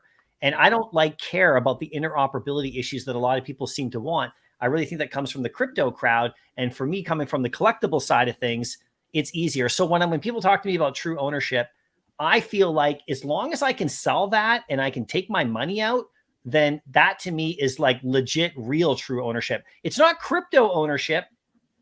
The true aspect of what Bitcoin's all about and interoperability and moving stuff around and cold storage wallets. I get it. I'm not dumb about that. I understand all of that, but it doesn't bother me. So I want to know what you think about that in terms of true ownership. Do you need interoperability on Veve here to feel like you truly own these items or not? I mean, me personally, no, but I get where people are coming from. But the only thing is, people will say, well, what if Veve fails? If Veve fails, we're not able to take our stuff off. Well, first of all, if Veve fails, chances are you're not going to have your stuff off the app already anyway. It's just going to go down, and who knows what's going to happen. Then if Veve fails, the only way Veve, in my opinion, fails is if the collectibles pretty much go to zero. So then what are you going to do with them anyway? They're completely worthless if Veve fails, in my personal opinion. Now, I could be completely wrong. I just think personally, looking at it from a business standpoint again, I think that there's more risk to Veve by having these interoperable than there is reward. I do. I think that the contract. What do you mean by that? Yeah. I mean, just the Dumbo thing. I mean, can you imagine going to Disney and saying, hey, look, we accidentally stole one of your collectibles. We accidentally took some of your property. I mean, that's catastrophic. That is catastrophic to this marketplace. It's catastrophic to all of us. And I feel like that outweighs it. Not only that, people who are screaming about interoperability is great on a decentralized platform where you're talking about, artists nobody knows or whatever. You can do whatever you want with it. But if we even look at HRO, which you guys know I'm really heavy into, you can buy and sell these things on IMX. Nobody does. It's very few. I mean, there's some sales you see on IMX, but very, very little of it. Most of it is done on the HRO app. So I just, once again, I think it's a few people that are really deeply passionate about it that just won't stop with it. And, I feel for them because they did say that there was going to be interoperability. I really do. Yeah, but I think there's a point where you have to realize it may not happen. And you have to start, like you said, if that's a game changer for you, maybe you need to think about why are you here? Like your video said, because if that's a game changer and they're showing they're not going to do it, they are going to pick their IP being safe over what you want every time. I truly believe that. And just because you want to be interoperable, if there's reasons that it can hurt their IP, which I think it can, I may be wrong. I don't know, but I think they're going to choose that IP every time. You just have to understand that as a business. So I wouldn't make any more decisions thinking that interoperability is coming, in my opinion. Yeah, it's unfortunate because in the earlier days, and even like a year ago or whatever, they have talked about Veve stuff being interoperable. And I know that people have, made it clear, like at least on Twitter, that they made, buying decisions based upon the notion of Veve stuff eventually being interoperable. And, and being able to put them in wallets and things like that, people who are like really into crypto. And and people who are not into crypto, who are like learning about it and getting into it. So I could see why those people would be pissed for sure. There's no discounting that. And then it just goes back to like what you just said right there for me is like, okay, if they're not doing what you want them to do, like there's a lot of people in the Veve community who I totally respect and love and love their opinions about like all sorts of stuff. But there's a lot of people who are trying to make Veve into something that it isn't. Like, and they're really mad that Veve's not doing the things that they think Veve should do. And also some of the stuff that Veve said they would do. Like, we know that, right? And they're obviously not probably doing anymore or not going to do yet. And we don't exactly know the reasons why, but there's a lot of people who are trying to like turn this business that David Hughes owns into a business that how they think it should be run and how they think it should work. And they might be 100% right. They might be right in what they think. They might say this, it might actually be more successful or whatever. It might not be. There's all sorts of things that we don't know about the back end, what goes on in those meetings. Like you said, their contractual obligations, their IPs, blah, blah, blah. But there's a lot of people who are just mad that Veve's not doing what they should be doing. Now, I don't usually react to businesses that way. Like I don't usually, if there's this like, and I know this isn't a store like Walmart or something, okay? But that's sort of what they were trying to be, right? They always said that too. But if I don't like that store and I don't like the owners or I don't trust them or I don't like their product or it's not doing stuff that I want to do, then I'm not going to shop there. Like it's nothing personal. I just like, well, it's not really for me. And there are NFT projects and there are other platforms, that are doing things that might be actually better suited for somebody right now. I don't want anyone to leave this app, but like, it goes back to that point. It's like, why are you still here? And I know the answer, Rob, because I answered it in the video. And the crowd here, everybody who's watching, and thanks for watching, you guys, because Rob, and thanks, we're not in the chat because I haven't had a chance to talk to Rob in a while. So I hope you guys don't mind. We're just chatting it up right here. Keep commenting because we're actually looking, and I'll bring up a few points later that you guys are commenting on. But, I have the answer, okay, as to why people are still here, Rob. And I know you could probably tell me the exact answer why people are still in here, still going for drops, even though interoperability is not here, even though the business is not like what they want it to be or thought it should be or where it should be going, or and there's delays. There's like 2 letters and they're together. And one of them is I, and the other one is P. Okay. And that's the reason, because of the unbelievable like IP that this app has. Okay. And then there's other reasons too that I put in my video about there's community. There's community. People are here for community, whether it's fudding community, whether it's like, Moon Boy community, whether it's just like critical Twitter space community. The community, no matter what, is really alive here in this app. And as soon as I always say it, when the community is dead. Okay. And then the app's in trouble. Well, let me make a point right here with a comment. You see Iron Man LG said the only way to make it interoperable and make the IP happy is to have it a new contract that says the IP that that no mint's being withheld. The day that happens, I'm going to have some serious concerns about Veve in the future. And the reason for that is that IP is holding those first 40 for a reason. They hold them for a reason because they see something big coming. As soon as they want to just get rid of all of them on drop, that tells me that something's changed from what they're thinking. Might have lost you, Aaron. I don't know what's okay. I think I froze up for a second. So, everybody who says that, I still got you. Okay. Everybody who says that, they need to just give out all the additions. The day that happens, I'm going to be making videos that day about some serious concerns, because as soon as the IP doesn't want to hold some of this stuff back for the future. Oh, that's what you're saying. To me, that's scary. As soon as they just want to get rid of all of it for profit, as soon as they can, to me, that's a major issue. So, careful what you wish for, because, you might get it. If that happens, I think we're in trouble. Yeah. You're saying the reason that it's a good thing that the IPs want to hold these. Yeah, for sure. It's a good thing. I want to hold some back. We don't see the whole picture. We don't know what they have planned. They have this plan years ahead of time. You know what I'm saying? They're holding some of these back for a reason. I don't know what that reason is. Neither do you. But they have reasons for thinking. And why would they hold them back if they think right now is the most they're ever going to be worth? Financially. For their IP or for whatever. They're holding them back for a reason. And as soon as they stop holding them back and say, "Oh, we're not going to keep those first 40 anymore," or Veve says we're not going to keep, what is it, 100? They don't want them. Then they don't want them. Well, guess what? A lot of people buy them. You take them. We don't want this anymore. It's all on clearance. We're getting rid of it. That's when we have major issues. So here's a comment here from Dima. A good comment, Dima. We are here, okay, and I think this is more you are here. You speak for yourself, and I agree with this, but we are here because we love the IP. Yeah. We are very worried that there's a lot of we's in here. I think just to say that you have so much money in the collectibles controlled by a company that can one day shut their doors. Yeah. And that is the thing about this app. So when you buy here, make sure that, that's an okay situation for you. This is all I'm saying. I'm fine with that. I've always been fine with it because that's the way it's always been. I'm very clear and level-headed about it. I put my money before we couldn't even get our money out. Before we didn't even have cash out. So Dima, I really appreciate the comment. And that's one thing we talked about in my live. Anybody's opinion. If you think that they're going to shut their doors, though, I mean, just as a friend, please leave. Please, if you think that's an issue, then don't be here because it's possible. And if it happens, businesses go out of business every day.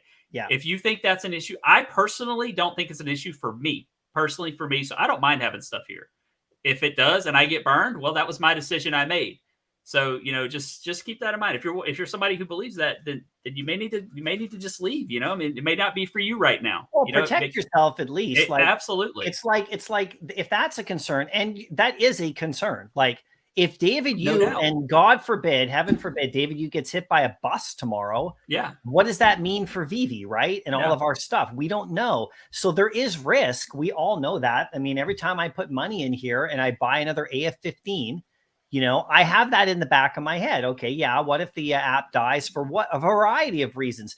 Nothing to do with, I don't think it's going to die because of the lack of interest. I mean, like a lot of people try to think, if you look at the stats of the app, I mean, like people are buying gems like crazy, it's still right. Like it's still making like hundreds of thousands of dollars of gems. Well, when they're making multi-million-dollar off-app deals, that tells you something's still going on. There's still interest. There's still exactly. People buying. So, but knowing the way the platform works, it's like the way I kind of look at it, and you with the eBay thing, Rob, that you said, so I have toys behind me, right? Like you do. I can see some on your shelf right there, right? Mm-hmm. So.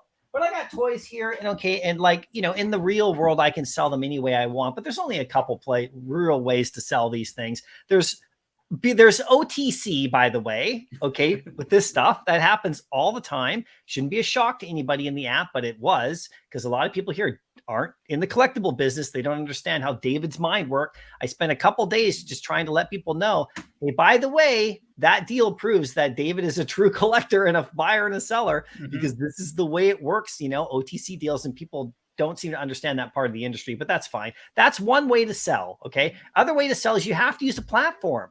Yeah. You have to either create a platform like your own website, which comes with all sorts of stuff behind that. If you want to create like an e-commerce site and all the crap that comes with that, right? And all the things you have to do with your credit cards and the security and all these, is crazy, right? Think about what Veve has been able to accomplish. It's insane. And then you have a platform like eBay, for example, where you have to sell through, and then you have to pay their fees. Right. So, look what we have in Veve here. We have a platform that allows you to buy, sell, not trade yet, which we all want. There's fees involved with it, but it's all right here. And you can just store your stuff here too. It's very easy. So the trade-off is if Veve explodes, the stuff is still here. I mean, we still own it. There's all the complicated back-end wallet stuff about we still own the token or blah, blah, none of that stuff I pay that much attention to because from the base level of it, if I needed to sell everything right now, I mean, I'm pretty good at selling. So I'd take a loss, but I could liquefy. And then I'm up in Canada, so I can't cash out yet again, temporarily. But anyone in the United States, which is like 90, 80% of the customer base, you can take your money out right now. Yeah. So if you want to use the way that this thing is set up, then just openly say, this is how it is.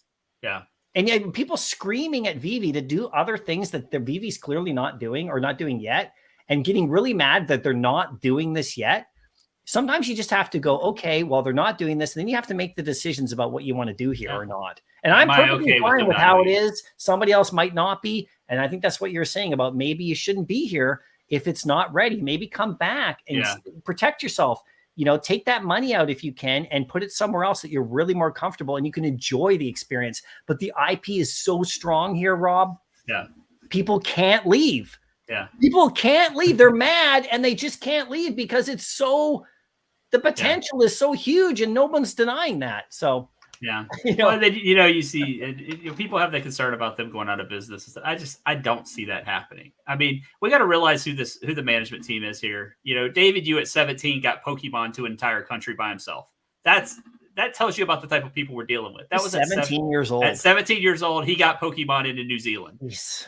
Think about that. I mean, he actually got into Disney and got all their IP. I mean, it's nuts. How? It's insane. Can there be like a movie made about that soon? I would play David Yu. I have an open invitation to him. I don't even want to talk about Veve. I just want to know how that happened. I would love side of it. I would love to know how that happened, just because it had to be phenomenal. Well, he's not going to give away his secrets. I mean, I think people like when I look at David Yu, and David Yu takes a lot of crap from people in the community who think they know about that more than he does. I mean, just look at the guy's resume. And I've never spoken to David Yu outside of Decon. I met him for 5 minutes, got a chance to talk to him for a little bit, really cool. And then I met him the next day for another 2 minutes, because that's how long you had when I stood in line like everybody else. And we don't DM, we don't talk, but I just you just look at what he's done. And he takes a lot of crap from people in the community who don't know shit about business. Yeah. It's crazy. That's why he started telling him to take a chill pill, which is awesome. I love that. Can you imagine the stuff like you said? Could you imagine it's almost impossible what he's been able to accomplish? Yeah, it blows my mind. It's New Zealand. He's in New Zealand. I mean, I love New Zealand. I had a friend from New Zealand. Great place, but this guy's in New Zealand. Yeah. He opened up a worldwide app. Okay, that sells all around the world, that makes huge money all the time. He signed Disney, Marvel, Star Wars, and everything else. It's crazy. And people are thinking they know more than this guy. Well, I know he's not running the business the way a lot of people want, and promises haven't been met, but it's still unbelievable. The same reasons why you first put money in here should be the same reasons why you are here today. And if not, then do some soul searching and figure and protect yourself, right? If that's how people feel. Yeah. Yeah. Well, a lot of people don't know this, but in 2003, LSU won the national championship, and we wanted to basketball, what? Football. We wanted to make a product with the LSU logo on it. And me and my family tried to get licensing for LSU, which is just a college. Sure. And the list of stuff you have to do just for that we didn't do it. I mean, it was insane. We just, it was you tried to make a product for, we tried to make a product branding, doing it through the proper channels, and it's through your business. It's almost impossible. It's so hard. And I know artists who have done it, and it's a huge ordeal just to do something like that with a college football team. The biggest IP in the world's got to be incredible. So I would just love to know what happened, how that came about, because it's pretty phenomenal. Yeah, for sure. Henry right here makes a good point, because I said this in my video too. People are invested, and believe me, I know what you're talking about. Henry says, I mean, if you paid $50K for a wallet, you can't leave. And he said, meaning I think people are invested too much and can't leave, or they just don't want to take the hit, and they want things to go, and everybody wants this to succeed and go up higher and get, for sure. Sell your item for more than you bought it for whenever you're ready to do that, with new users that come in who are super psyched because we have all these features and everything is in place. I get it. I'm the same guy. I want this. That's why I have 26 amazing fantasy uncommons. I'm not going to keep those all forever. Eventually, I'm going to want to sell a few. And I'd like to sell them for profit so I can buy other really cool stuff and maybe take some money out. And like everybody else, I mean, I've never cashed out a Veve once because I'm not ready to. I haven't had the chance to. I didn't get here. I didn't buy Marvel Comics 1 at $2 on August the whatever. A lot of people had the chance to do, who were great. Those people were super smart to get in here to do that. I wish I was here then. And I always ask, would you have done that, Rob? Would you, if you go back to March 2021, would you have stacked up Todd's like some of the people did then? Absolutely not. With no market for a month closed. No, like this app was I mean, if you put money into this app back then, damn, you were taking a shot. I mean, you were taking some way riskier than it is now. I mean, now you can take your money out. Yeah. You couldn't take your money out. And yeah, so they didn't have a market. They were doing everything on Telegram, like back, everything was just done through trading. Yeah. Oh, you mean like OTC deals? Yeah, like OTC deals, like every other. It's okay then, right? When it benefited individuals. Well, when David Yu does it, and it's not good for the app and the way it is now. I mean, obviously, you can't be doing that stuff now. I mean, it's just, but back in the day, I mean, like, and people talking about the overinvesting that Henry talks about. Yeah, the comment right here. Great comment. By the way, everybody, keep commenting. Comment. I'm reading them. We're just Rob and I we haven't talked in a while, so we're just talking. So we're not ignoring the chat, guys. I'm reading your comments, and I know Rob is too. So me and Aaron were two of the very few people on YouTube that were saying, "Do not overinvest. Though this could all go to zero." We were saying that for a year. We said that all through the bull run, and a lot of people didn't say that. There was a lot of people saying, this stuff's going to go up, tons and tons of money. Just remember that on the next bull run, guys. It's going to go up. It's going to go down. I was saying that too at times. I know. Me and you had that conversation. I bought Superman at 5,000. Okay, everybody. Yeah, I mean, I've all been there. Yeah, I bought Walt for 47,000.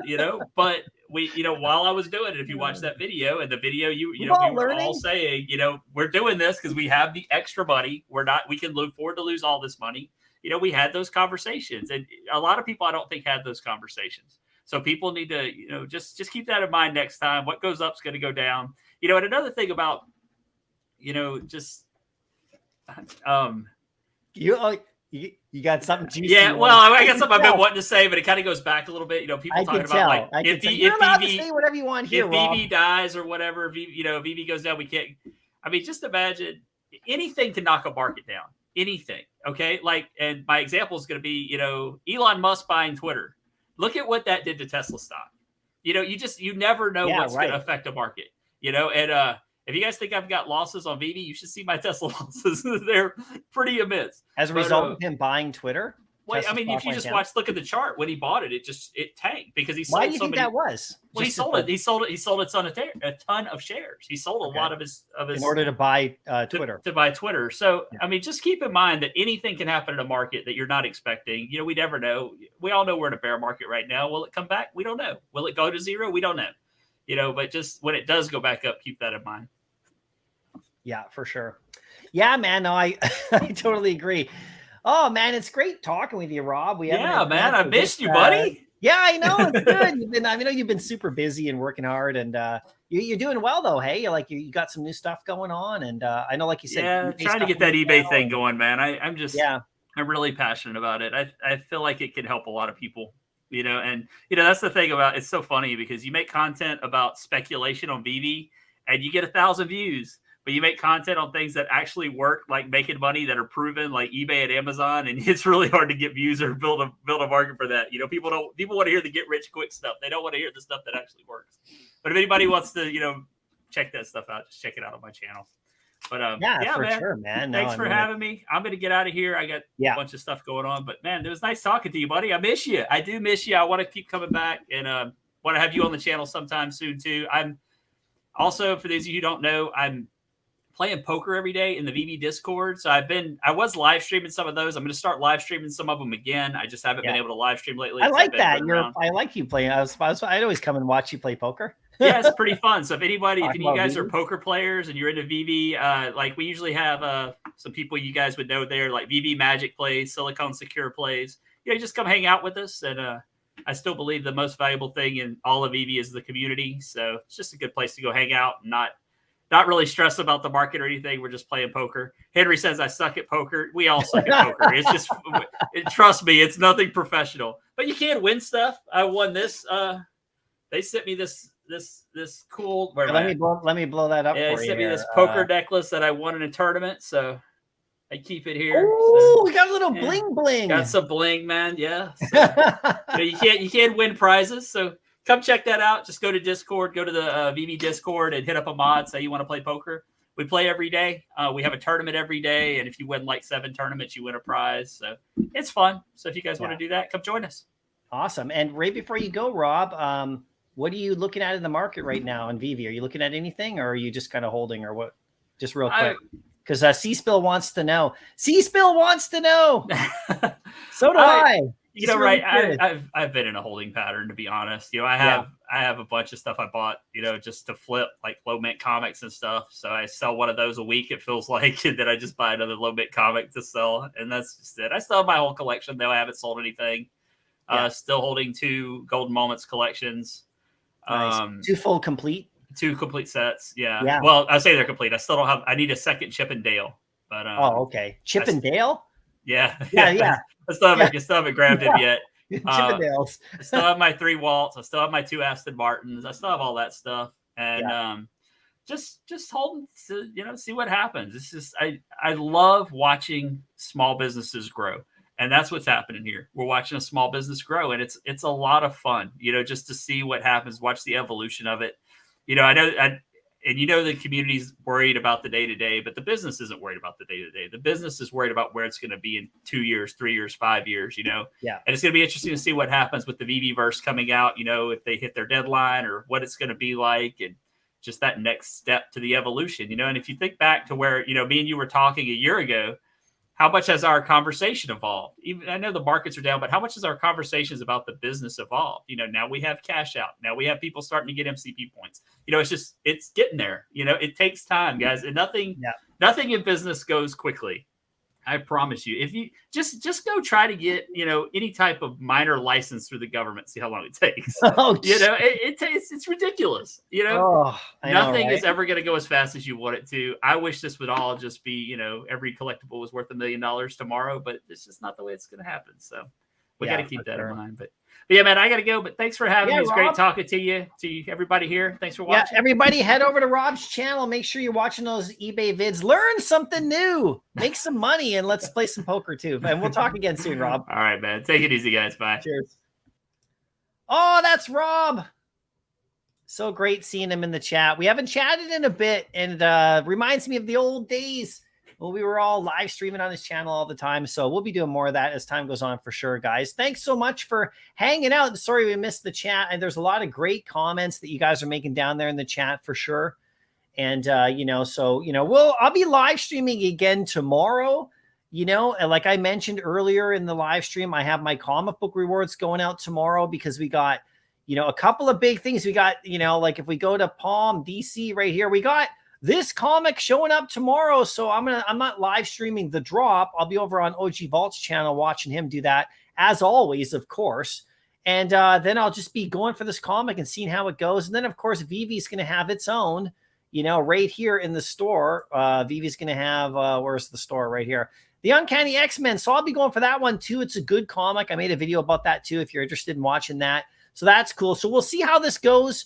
And then I'm going to hand out my comic book rewards tomorrow. I'll have one or two for you in the chat. And then I'll also have my OMI rewards tomorrow, as I outlined at the beginning of the live stream. You know, I'll just show you once again before I go here. If you guys are interested, you just got to be join the channel and you get in here. I got 10,000 OMIs going to go out to my members tomorrow. I might have something for you in the live stream too. So just stick around for that for sure. This comic is actually going to go out right now, because you guys have been waiting and you guys have been following the channel and watching Rob and I go at it. So, and talk about stuff, which has been great. So I promised this Iron Man comic to you guys today with Iron Man Battles a Dreadnought, which is like a robot made by S.H.I.E.L.D. trying to kill, you know, Nick Fury. And I think, you know, who knows what happens in the MCU, but it's a cool comic. So I'm going to give this out to you in just a second.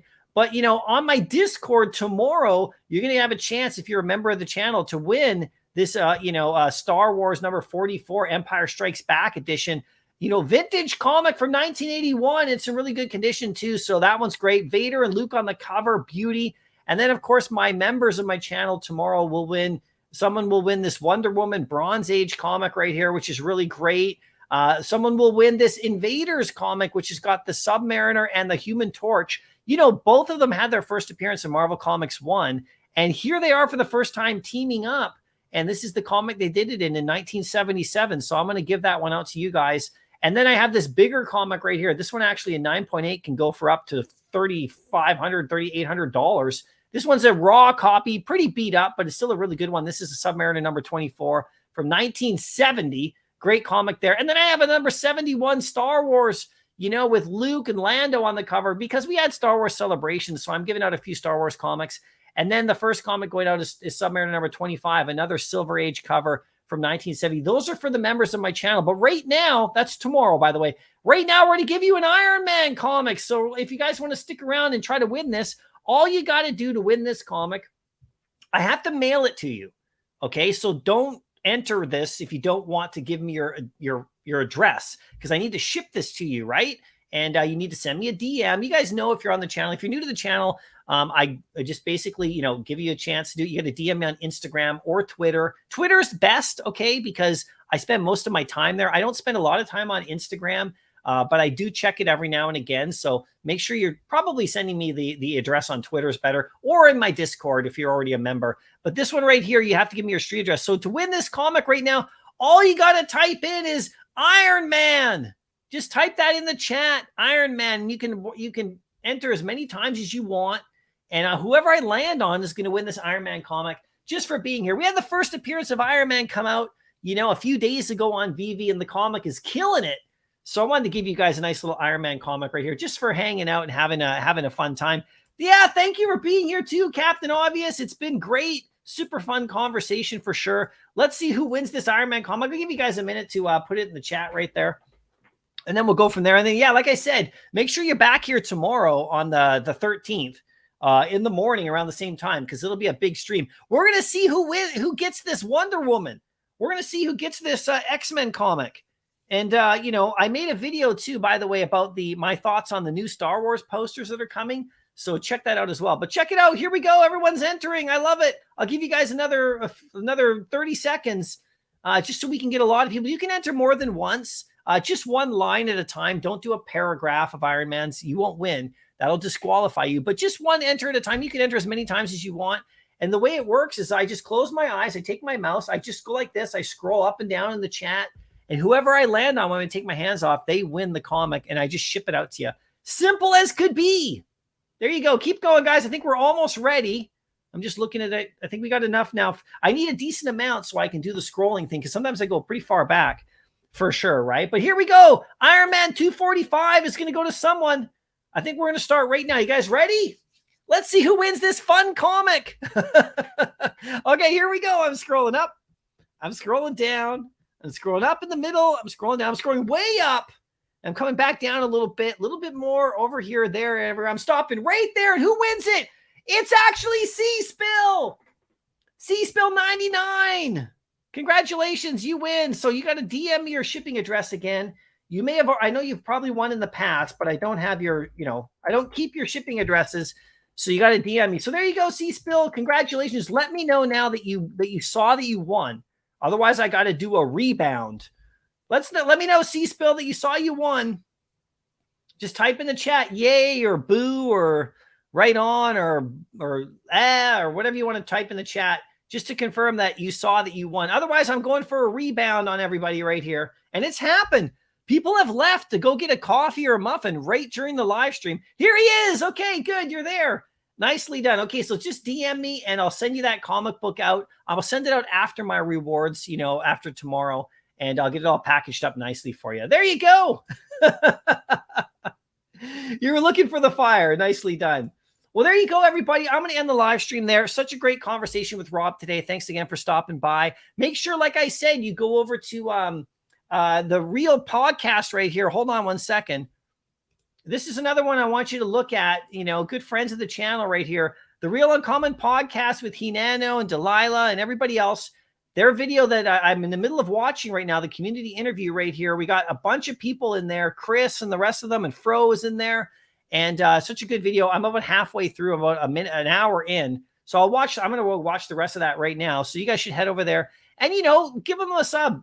I was on their channel. It's really good. And also head over to Rob's channel too. And make sure on Waz's channel that you enter for Waz's golden ticket on 2 days from now, 3 days on Saturday. You can win some HRO stuff directly from HRO. So there's a lot of fun stuff going on in the community. Thanks for spending some time with me here. I'll see you in the next live. Happy collecting.